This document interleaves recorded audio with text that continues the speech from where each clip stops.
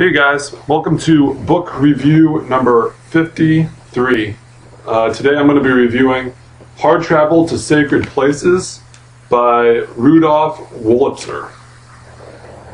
There you go. Now what this book is about is it's about a writer, Hollywood screenwriter type guy that also has written some novels, who after the death of his son in Arizona, while they were in Los Angeles, decided to travel to Southeast Asia to find some sort of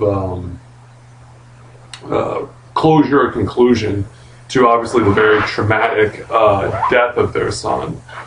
Now this wasn't Rudolph and his wife, who I believe his name was Lisa, maybe? It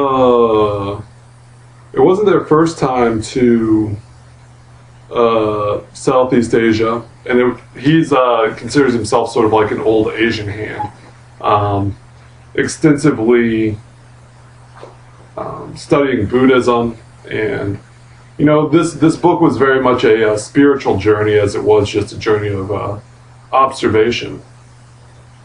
Well, the three places that he travels to, he doesn't spend very long in each area or really delve in at sort of a microscopic level. More he kind of brushes through places, but still trying to find their meaning, particularly their meaning towards him and their death, or his death, the death of his son. And so the first place they start off is in Thailand, and obviously the entry and exit point for almost everyone going to Thailand is Bangkok. And he kind of comments some about the kind of rampant consumerism that's overtaken parts of Bangkok.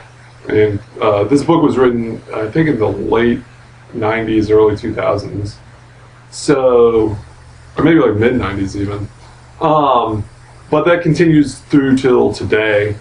Just the fact that from an outside perspective, it seems very hypocritical that you have this Buddhist state which renounces a lot of materialism and renounces, the self, but is stuck in a very materialistic culture. But one thing that he does say is, even though things tend to be very consumerist, materialistic, people kind of view it as a dichotomy.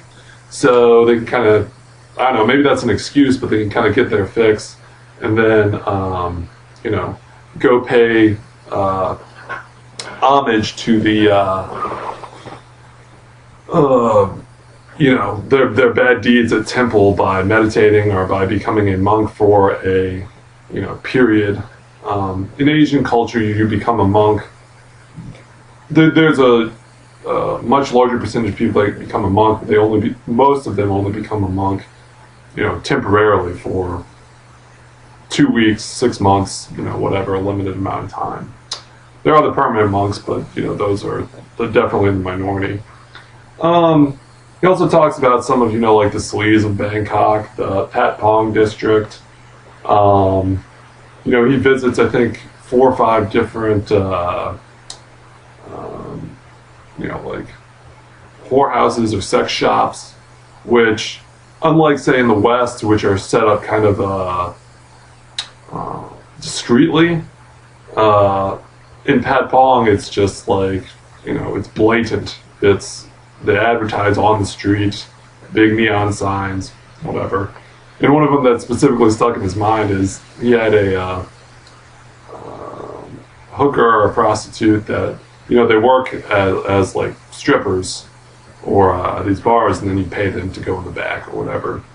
And a lot of times in Thailand they have like little tricks that they can do. This is all very sleazy.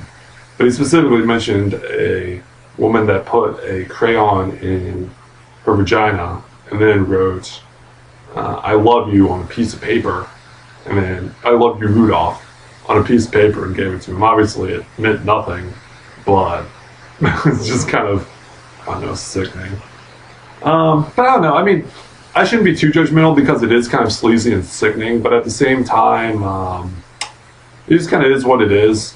If I don't think you can blame any one person in particular for it or be condemning for it. There are always going to be Johns. There are always going to be prostitutes. There's always going to be pimps. I guess in Thailand they've just commodified it and brought it into the mainstream more than the rest of the world has. Aside maybe like Amsterdam. But anyway, enough of that. He eventually goes to the ancient capital of, I think it starts with an A, like Asamana or something. Well, I should say he visits some, when he's in Bangkok, he visits some film directors. Now, even though they went to Thailand for the, to see their son, for spiritual well-being, they also tied some business into it. So, specifically, there's an Italian movie producer that is doing some very early work on some scouting locations in Thailand for a film, but the Italian never shows up, and that storyline is quickly dropped. But outside of that, his wife Emily, I wish I knew it was Emily or Ellen or something. Should have written it down. Anna, maybe? Man, I think it's Anna. Is on a, I'm just doing long pauses here. Is on a film shoot, but not like a photographic assignment to film sacred places in Southeast Asia.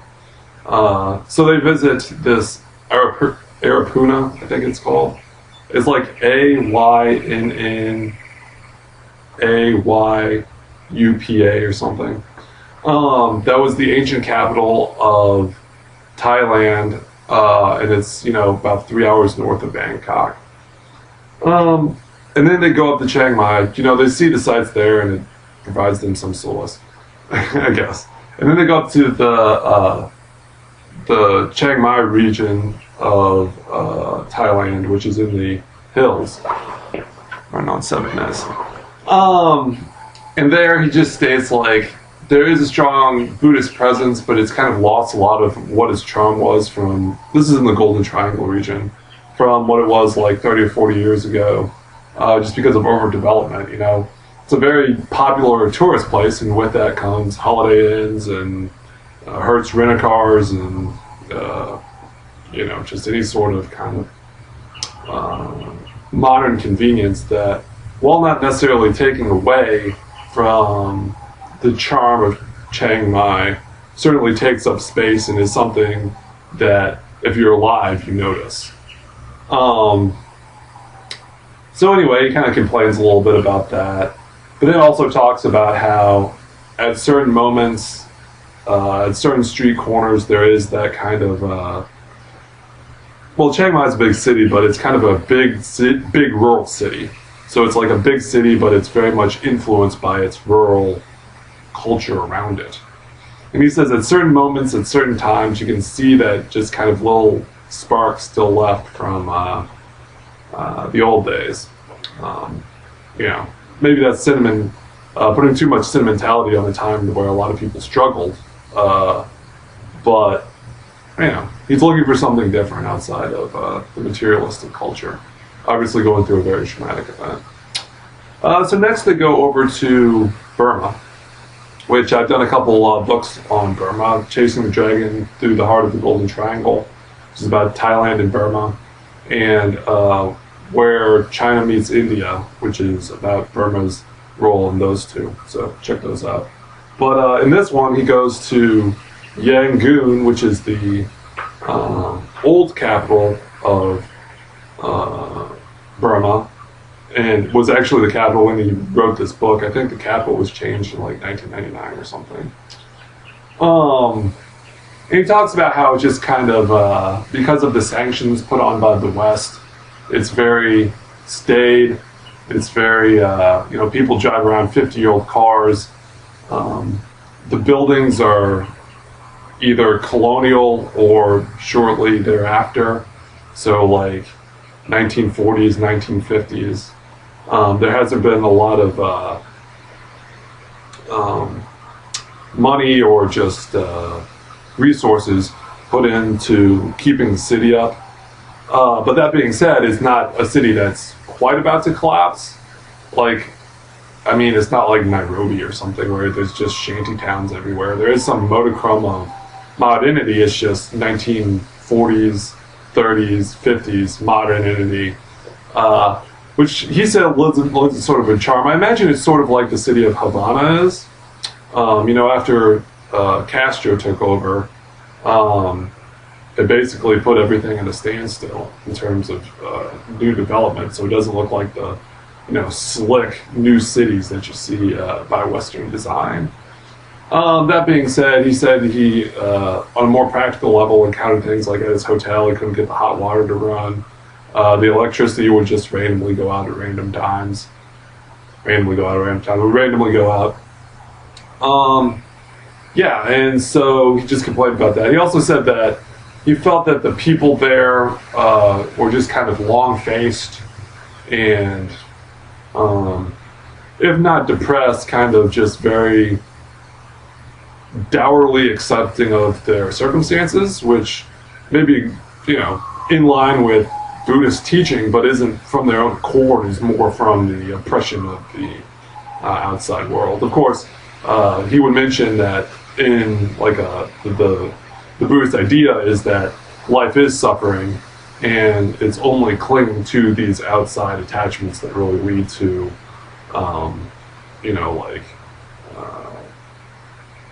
further suffering or melancholy or whatever the sad state of affairs is. That really one needs to focus on inner harmony before they focus on outer harmony. And of course, Yangon is a good place to test that theory, I guess. So anyway, next he moves up to Pagan. I think they took a train, and they said that the train made like every single stop, had no air conditioning, was very hot, hard seats. If you're a backpacker, you might put some sentimentality on that, but it is going rough. He also said that they're outside of the hardcore backpackers, which there was only a scattering of. That really, compared to Thailand, there were no tourists there, which he said he liked, but that one, he knew it would eventually change, and two, it's sort of a dichotomy. It's like in Thailand, you have the modern state, so things are convenient, but then you have all the headaches too. Whereas in Burma, people really do suffer. There's probably more suffering in Burma than there is in Thailand, but there is sort of a modicum of not having to deal with all the 2,000 advertisements a day that people see, or the really fast cash mentality, I guess. So anyway, he goes up to Pagan, and Pagan used to be a actual functioning city, but in order to make it a tourist attraction, the Burmese government moved everybody out. And the reason that they made a tourist attraction and moved everybody out is because it's a very ancient city that has a lot of ruins in it. And even though a lot of the ruins are in a crumbling state, not only from the current Myanmar regime, but also just from the fact that they're old and haven't been upkept, he said that just the sheer volume of stuff in Pagan, which is very close to Mandalay, I think it's like 30 or 40 miles from Mandalay, if you know where that is. He said it was really overwhelming. He said in this part of the country, even though it's like jungle, it's a little bit more scrubland jungle than what Yangon or even Thailand is, where it's like very dense, can't see through the forest jungle. And so he said that if you went up on one of these temples, you could just see, particularly like one of the larger temples, you could just see, to the end of the horizon, every 200 meters or so, another temple rising up. And he said that there was something like 10,000 temples, I want to say. That doesn't sound right, but maybe like 5,000 temples in this entire region. and just very evenly spread out. At this point, is this when his wife gets sick? No. Well, anyway, next they go on to Thailand, or to Cambodia. And he says that unlike Thailand, which came across as hectic but very efficient, Burma, which was old and staid but kind of very quiet, that Cambodia was just the madhouse. That it was always constantly on the verge of civil war. It had recently had the Vietnamese exit the country after 10 years of occupation from, I think it was 79 to 89? Does that sound right? I think that's right, yeah, during the Reagan era. And so there was an established government, but it was very much not in control, that there were UN peacekeepers that were everywhere, and there were almost no tourists.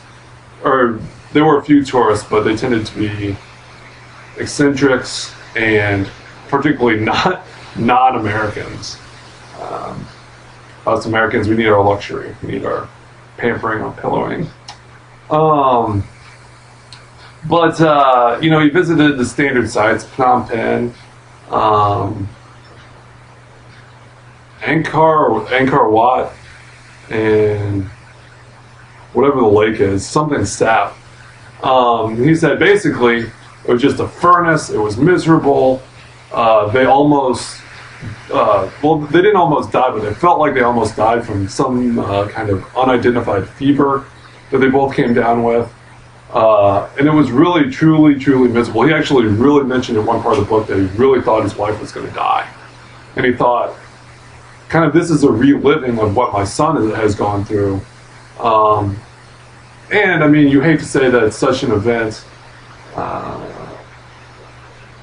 His wife wasn't actually, I don't think, really close to dying, but he didn't know that. And so his kind of irrational mind was she's about to die. And so having to relive that, I think, in some strange way, brought catharsis to the circumstance and eventually allowed him to get over his son's death. 17 minutes, that's good. Okay, well, yeah, in general, this is very much a more spiritual book focusing on the holy places. I thought it was going to be a little bit more analytical, but it definitely had a lot more to do with the secret temples, but also the text, which I think is good. Sometimes I'm a little bit too analytical, too political. And so, yeah, it really brought about some closure to this man's life and really touched him deeply. I don't think he ever came out with just like a perfectly tied ribbon to circumstances in life, but then again, I think we're lying to ourselves a little bit if that's ever the case. So yeah, I would recommend it. Hard Travel to Sacred Places.